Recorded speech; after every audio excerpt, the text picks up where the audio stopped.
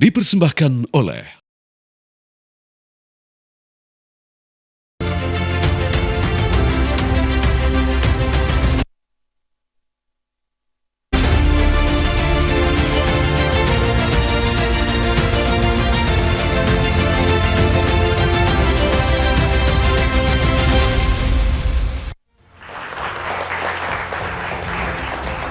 Selamat malam pemirsa, Anda menyaksikan Catatan Demokrasi. Sebenarnya kejadiannya akhir April 2025, tapi sekarang mencuat kembali. Seorang suami yang refleks spontan ingin menolong istrinya yang dijambret di Sleman, Yogyakarta, malah jadi tersangka. Karena apa? Dua penjambret yang akhirnya kejar-kejaran dengan Hogi Minaya, tersenggol mobilnya, penjambretnya kemudian melaju kencang, nabrak trotoar, nabrak tembok, hingga dua penjambret tewas di lokasi kejadian. Ada dua perkara artinya di sana, kecelakaan lalu lintas dan penjambretan. Kalau penjambretan, polisi sudah menutupnya karena pelakunya meninggal dunia. Tapi sekarang Hogi Minaya, nasibnya seperti apa? Apakah memang betul berujung restoratif justice? GPS di kakinya sudah dilepas, sudah tidak lagi menjadi tahanan kota. Tetapi pertanyaannya, dari pihak keluarga penjambret meminta ada uang tali asih atau ganti rugi. Kami tidak paham, tidak terlalu detail jumlahnya berapa yang diminta oleh keluarga penjambret sehingga ini bisa jadi ganjalan dan restoratif justice terancam jalan buntu. Malam hari ini kami bahas di Catatan Demokrasi. Kami berusaha mengundang pihak secara seimbang, baik itu dari pihak yang mewakili polisi maupun yang melihat dari perspektif keluarga korban, khususnya dari kacamata Arista, sang istri, yang waktu itu sempat betul-betul bergesekan dengan para penjambret di jalanan ini. Ada Mas Reza Indragiri, tepuk tangan buat panelis kita. Teman-teman mahasiswa, ada dari Kalbis University, kemudian dari Al-Azhar, dan juga dari Ibnu Khaldun. Terima kasih untuk BHS yang terus mendukung program Catatan Demokrasi. Tepuk tangan boleh buat BHS. Di sisi kanan kiri saya akan mengenalkan satu persatu. Ini ada Bapak Bahrudin Kamba, Kepala Divisi Humas Yogyakarta Police Watch. Boleh Pak, saya mau dengar suara Bapak. Saya mau dengar suara Bapak jauh-jauh dari Jogja Pak. Ya, terima kasih Mas Andro atas undangannya di acara Catatan Demokrasi ini. Terima kasih Pak. Ditahan dulu tapi Pak ya, baru kenalan dulu kita. Baru kenalan. Ya. Terima kasih banyak. Terima kasih Pak Mas Bahrudin Andro. atau Pak Kamba? Mas Bahar aja Pak. Mas Bahar, terima kasih banyak. Ada Pak Teguh Nasrullah, pakar hukum pidana. Malam Bang. Dan juga yang sangat tegap malam hari ini, wah ini dari cara duduknya udah tegap sekali, siap pasang badan pokoknya untuk polisi, Brigjen Pol Purnawirawan Sri Suwari, praktisi kepolisian. Malam Ibu Sri Suwari, saya boleh dengar suara Ibu, sehat Ibu? Alhamdulillah, seperti yang terlihat. Terima kasih banyak Ibu Sri Suwari. Dan juga ada, ini harus lengkap katanya, titipannya harus panjang. Guru Besar Ahli Hukum Pidana dan HAM Unisula dan juga Hakim kasus kopi sianida. Masih ingat teman-teman? Ada Profesor Binsar Gultom. Selamat malam Bapak Ibu Saudaraku dimanapun berada. Ini memang paling vokal. Kalau ngomongin kasus hukum yang berkaitan dengan polisi, biasanya Prof. Binsar paling kencang. Kita tunggu malam hari ini ya. Ada satu lagi panelis bersama dengan Mas Reza nanti, Mbak Devi Ramawati menuju ke studio. Mbak Devi Ramawati, apakah sudah dekat ke lokasi studio Mbak Devi? Bisa bergabung dengan kami. Nanti kami nantikan ada pengamat sosial dari Universitas Indonesia. Kami juga menghadirkan ada kuasa hukum dari Hogi Minaya yang tadinya ditetapkan menjadi tersangka. Ia yang mengejar para penjambret. Mobilnya menyenggol penjambret hingga akhirnya penjambret melaju kencang, menabrak tembok hingga tewas. Ada Bapak Teguh Sri Raharjo, penasihat hukum tersangka. Pak Teguh Sri Raharjo, selamat malam. Malam Mas Andrew, Assalamualaikum semuanya. Waalaikumsalam warahmatullahi wabarakatuh. Pak Teguh, sebelum saya ke Bapak, saya akan memberikan pertanyaan kepada Ibu Brigjen Pol Purnawirawan Sri Suwari. Ibu Sri Suwari, menurut Ibu apakah memang sudah tepat apa langkah yang telah dibangun oleh kepolisian? Penetapan tersangka sampai akhirnya saat ini ada peluang untuk restoratif justice, Ibu Sri Suwari. Ya. Baik Mas Andro, kita di sini mungkin beliau lah yang paling tahu posisi kasus yang sesungguhnya. Kita hanya mendengar dari media, dari berbagai sumber yang masih menurut saya sampai detik ini masih simpang siur. Ya. Ibu masih simpang siur sampai sekarang? Masih simpang siur yang kita dengar. Maka mungkin yang tahu aslinya adalah beliau, mungkin ada baiknya beliau dulu ya baru saya nanti tanggapi bagaimana konstruksinya gitu ya. Menarik, saya tadi Barangkali, ingin iya. memancing Ibu Seliswari agar bertanya ke Pak Teguh, tapi kita boleh ke Pak Teguh. Pak Teguh, kronologi secara jelas karena polisi menyatakan buktinya adalah CCTV, itu yang menjadi pegangan kami. Apakah betul Bapak ada upaya pengejaran, sengaja menyerempet atau tidak sengaja menyenggol motor para pejamret, Pak Teguh? Oke, mungkin bisa saya sampaikan secara singkat tapi detail ya. Jadi waktu itu klien kami, Mas Hoki ya, Mas Hoki itu mau ikut mengantarkan snack ya, karena memang istrinya ini pengusaha yang biasanya mendistribusikan snack ya, ke hotel-hotel maupun ke instansi. Jadi tidak disangka ataupun memang tidak ada kesengajaan mereka bertemu di jalan. Mereka bertemu di jalan, kemudian dari Mas Hoki ini kebetulan di belakangnya Mbak Arista, istrinya. Waktu itu, waktu pertama kali mereka ketemu, itu kan ada jembatan layang kalau di Jogja di daerah Janti itu. Mas Hoki turun dari jembatan layang, kemudian istrinya Mbak Tita itu juga mau ke arah timur. Mereka ketemu, kemudian ketika itu Mas Hoki juga melihat bahwa di belakang kemudian di samping kiri istrinya itu kok ada pengendara sepeda motor berboncengan begitu mendekati. Ya, kemudian Mas Hoki itu melihat istrinya ketika itu ada oleng ya, sepeda motor yang dikendaranya itu oleng. Saat itu kemudian dia melihat, loh, kok tas istri saya direbut kan begitu, sudah berpindah tangan. Nah, sekitar itu juga spontan Mas Hoki mengejar para penjamret itu kan begitu. Nah, dalam pengejaran itu kalau yang ketika itu dilihat oleh istrinya dan juga Mas Hoki sendiri tidak ada niat untuk melakukan penabrakan dan sebagainya atau mencelakai, karena hanya sekedar mau mengejar karena waktu itu jalan sepi. Nah, dia kemudian melakukan pengejaran, tapi mungkin karena yang dikejar panik ya, si para penjabat itu kan tidak menyangka mungkin kalau ada yang mengetahui peristiwa yang dia lakukan itu, tindak pidana yang dia lakukan, kemudian panik ya, memang pernah ada kontak body kontak antara motor dengan mobil, tapi nggak nabrak, nggak ada tabrakan seperti itu. Kemudian para penjamret ini memasuki trotoar dengan kecepatan yang sekiranya memang tidak pada tempatnya, itu dilakukan di medan trotoar ketika mengendarai sepeda motor, sehingga kemudian menabrak tembok, terlempar ke jalan, kemudian yaitu kejadian seperti itu, meninggal itu para penjamret itu. Itu aja sebenarnya yang secara singkat bisa kami sampaikan di hadapan Bapak Ibu semuanya penontonnya. Jadi Pak Teguh posisinya bukan mobilnya sengaja menabrak motor sampai akhirnya para penjamret ini tewas. Lah kalau mau nabrak sejak awal sudah bisa ditabrak, Mas Andro.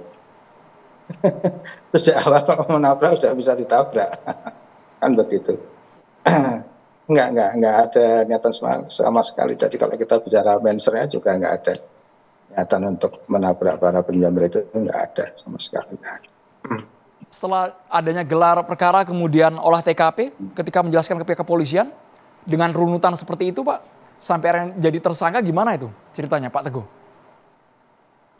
Jadi perlu diketahui kami mendapatkan diberi kuasa ini setelah Mas Hoki menjadi tersangka. Jadi tidak sejak awal. Ya. Sebenarnya sejak awal ini memang sudah viral ya. Kasus ini sudah viral, tapi waktu itu kami menjadi penasihat hukumnya. Kami menjadi penasihat hukumnya setelah ada tersangka dari penyidik ya. Seperti itu Mas. Penjelasan dari polisi jadi TSK itu karena apa Pak Teguh sebelum ke Ibu Sriswari? Ya karena dianggap lalai aja. Nah kalau lintas ada kelalaian di situ. Itu aja sih. Sebenarnya kami juga sudah berusaha mengapa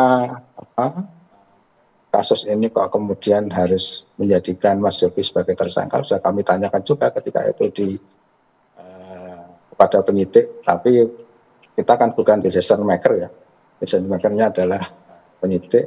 Ya udah, kami tunggu aja kemudian ada penetapan tersangka itu.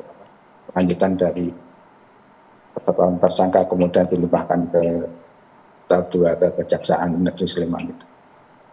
Pak Teguh, di sini ada praktisi kepolisian Brigjen Pol Purnawirawan Sriswari ingin bertanya, menanggapi, silakan Ibu.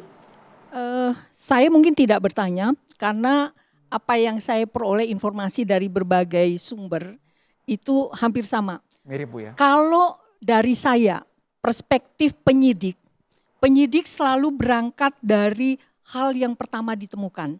Hal yang pertama ditemukan ada jenazah 2 orang. Jenazah itu adalah delik material. Kita penyidik wajib mengkonstruksi kembali kejadiannya. Itulah perlunya olah TKP. Itulah perlunya memeriksa saksi. Nah, dalam mengkonstruksi kasus-kasus yang merupakan delik material, wajib menggunakan ajaran atau doktrin kausalitas. Seseorang meninggal, pasti ada penyebabnya. Meninggal. 2 orang meninggal. Mengapa? Karena kecelakaan lalu lintas, menabrak tembok. Kenapa dia sampai naik ke trotoar? Artinya dia masih bisa naik ke trotoar, tidak ditabrak oleh yang sekarang dikatakan terduga sebagai pelaku. Ya, naik, tabrak. Kenapa dia sampai ditabrak? Karena dia dikejar. Pertanyaannya, kenapa dikejar? Karena dia menjamret, kabur. Artinya prime cause-nya adalah penjamretan. 2 kasus ini tidak bisa dipisah dari perspektif penyidikan. Saya penyidik. 2/3 dari masa kerja saya penyidik. Ini delik material. Tidak bisa dipisahkan. Tidak mungkin orang itu mengejar kalau tidak menjamret. Tidak mungkin diterapkan pasal 311 Undang-Undang Lalu Lintas. Saya tidak dari perspektif untuk saya berbicara menganalisis berdasarkan pengalaman saya. Ya, berdasarkan pengetahuan, pengalaman, ilmu yang saya miliki. Ilmu juga ilmu dari latar kepolisian ya. Jadi jika kita tahu prime kasusnya atau prime cause-nya adalah penjamretan, maka kedua kasus ini tidak bisa dipisahkan. Karena dari awalnya konstruksi kasus ini sudah dalam tanda kutip mungkin terlalu lancang, agak cacat. Agak cacat, saya katakan. Cacatnya di bagian mana Bu? Agak cacatnya karena dipisah. Kausalitas antara sebab dan akibat dipisah. Dia tidak lagi menjadi satu kasus yang utuh. Orang itu bukan karena lalu lintas. Saya minta maaf buat teman-teman yang ada di Jogja. Saya berbicara hanya berdasarkan fakta yang kita tahu saat ini. Makanya saya dari awal kan bilang kita tidak punya akses ke penyidik. Sehingga saya tidak bisa bertanya apa yang sesungguhnya terjadi. Maka kita menganalisis dari penyampaian beliau dan apa yang saya dapat di media-media. Apa yang beliau sampaikan sama dengan yang saya dapatkan. Kalau orang bisa naik trotoar, bisa masih jalan, berarti bukan karena ditabrak. Dia mau melarikan diri, menghindar. Kalau dari kata-kata Kapolres ada senggolan-senggolan. Senggolan-senggolan berarti tidak ada niat menabrak orang itu secara fatality. Dia menghentikan karena nyenggol. Kalau bisa ini mobil, ini motor dia memepet. Senggol kan? Senggol, nggak jatuh akhirnya kan naik ke trotoar. Kita punya ilustrasi AI-nya sambil ditampilkan, boleh juga tim produser. Kita punya ilustrasinya supaya masyarakat pemirsa punya gambaran ketika kejadian berlangsung pada akhir April. Penilaian penyidik Ibu dengan penyidik di Polresta Sleman sepertinya beda ini Bu. Bisa saja beda Karena saya menganalisis dari apa yang saya ketahui sekarang. Makanya saya beri tanda catatan ya. Yang kita analisis ini adalah yang kita dengarkan sekarang. Yang saya juga cari tahu dari pernyataannya Pak Kapolres. Senggol-senggol. Senggol-senggol karena memang tujuannya. Bisa mendekat ke saya Bu, ini Oh, posisi ini dia. ilustrasinya ya Bu ya. Jadi membuntuti, ini kita anggap saja sebagai istrinya Hogi, Arista. Tasnya sudah diambil Bu. Oh, Oleh iya. karena itu suaminya ada di belakang motor Arista. Iya. Arista teriak tolong, jambret, langsung dikejar. Ya, siapapun menurut saya, masa andai saya ada di posisi suami, barangkali saya akan lebih baik tap. Biar langsung melumpuhkan. Tidak akan terpikir oleh saya untuk membunuh. Jadi tetap menabrakkan Bukan mobil juga ke pasal motor lalu lintas, penjamret, ya, Bu, ya? karena memang ini mengejar. Mengejar, oh jadi posisi temboknya seperti itu. Trotoarnya mana? Oke. Oh, nggak Ini digambarkan ya? Ilustrasi kami ya Bu ya. Ilustrasi Oke, kami ya. artinya begini, ketika dua kasus tadi dipisah, padahal ini adalah penyebab, ini adalah akibat, kan begitu. Ketika dua kasus ini dipisah, akhirnya kepolisian sendiri bingung. Bingungnya satu, di SP3 karena dia korban, lalu ini bagaimana mau di SP3? Di SP3 itu sudah ditentukan secara limitatif. Dia bukan pidana, kalau bukan pidana ada korban meninggal. Mengapa jadi terputus? Karena ini dipisah. Kalau ada korban meninggal itu karena dia pencopet, beda ceritanya. Sehingga mengambil kesimpulan, mengambil analisis siapa yang melakukan pengejaran. Katakanlah not will excess, pembelaan darurat yang melampaui keseimbangan atau kesepadanan. Dalam kasus seperti ini, bagaimana bisa dibilang kata sepadan? Itu tiba-tiba datang, apa dia harus cari motor dulu? Sangat tidak rasional. Jadi titik lemahnya adalah ketika kedua kejadian yang saling berkaitan erat dipisah. Kalau tidak dipisah, maka not will excess sudah ada di meja penyidik.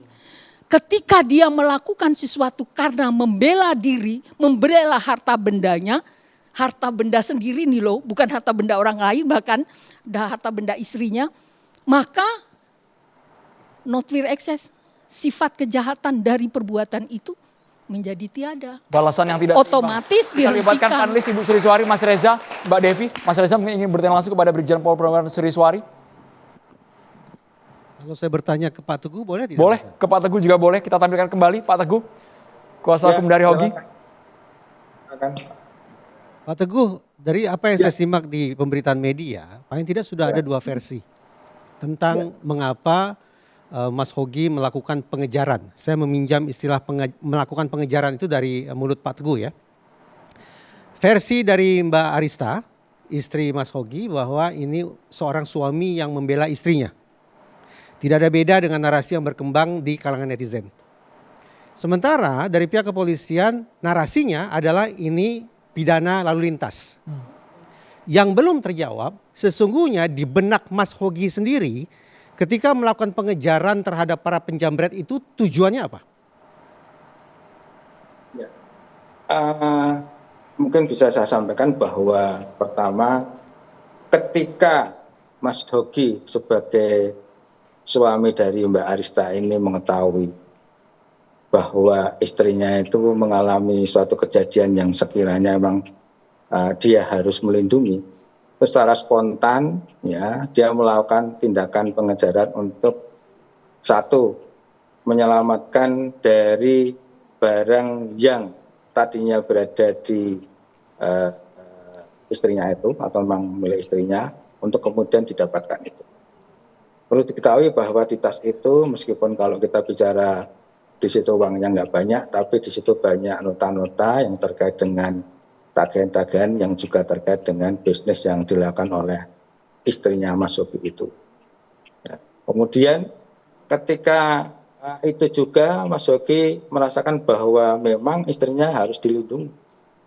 Nah, dan ketika itu juga di dalam di kondisi jalan itu sepi, tidak ada pengendara lain yang sekiranya memang betul-betul katakanlah mau membantu Mas Hoki untuk melakukan penyelamatan tasnya itu atau melakukan pengejaran terhadap para jambret yang telah melakukan penjambretan terhadap tas Mbak Arista itu. Jadi Pak Teguh, Sebenarnya seperti itu. ketika melakukan pengejaran itu, manifestasi membela istri itu adalah Mas Hogi bermaksud untuk mengambil kembali tas milik istrinya. Ya, Gitu. karena itu karena dia juga merasa bahwa istrinya harus dilindungi. Istrinya akan mendapatkan suatu kondisi. Saya atau belum pahamnya persikapan begini yang- Pak Teguh. Saya menghormati tentu saja ya Mas Hogi dan Mbak Arista. Kalau dikatakan ingin melindungi istri, bukankah yang saya bayangkan Mas Hogi akan menghentikan kendaraannya lalu memberikan pertolongan kepada istrinya? Bukan begitu pemaknaannya?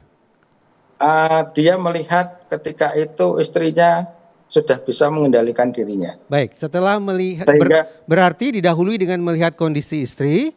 Ya, Setelah istri dipastikan bahwa kondisinya cukup baik, maka Ya. Mas Hogi memutuskan untuk melakukan pengajaran terhadap para penjambret, begitu? Iya, jelas kalau kemudian waktu itu Mbak Arista dalam kondisi yang sekiranya memang harus ditolong, Baik. dia tidak akan melakukan pengejaran kepada para penjamret yang telah menjamret tas istrinya itu. Sekiranya Mas Hogi saat itu berhasil menghentikan para penjambret, terpikir tidak oleh Mas Hogi apa yang akan beliau lakukan terhadap para penjambret itu? Terpikir atau tidak? Saya kira ketika kemudian mendapatkan kondisi macam itu, dia sejak awal dan juga istrinya Mbak Arista itu sejak awal ketika mendapatkan tasnya ini dijambret, dia sudah berteriak-teriak ketika itu jambret, sudah seperti itu. Ya, Nah, sekali lagi saya ulangi, seandainya saat itu Mas Hogi berhasil menghentikan para penjambret, apa yang akan Mas Hogi lakukan terhadap mereka terpikir tidak oleh Mas Hogi? Ya, Mas Hoki ketika itu juga merasa bahwa dia dalam keadaan terancam ketika kemudian berhasil menghentikan ketika dia tidak melakukan suatu pengamanan dirinya. Karena waktu itu penjambret yang belakang, yang monjang ini masih memegang cutter. Jadi ketika dalam kondisi dia meninggal di aspal, itu cutter masih digenggam oleh penjambret yang ada di belakang. Kapan Mas Hogi mengetahui bahwa penjambret itu membawa cutter, Pak Teguh? Ya sejak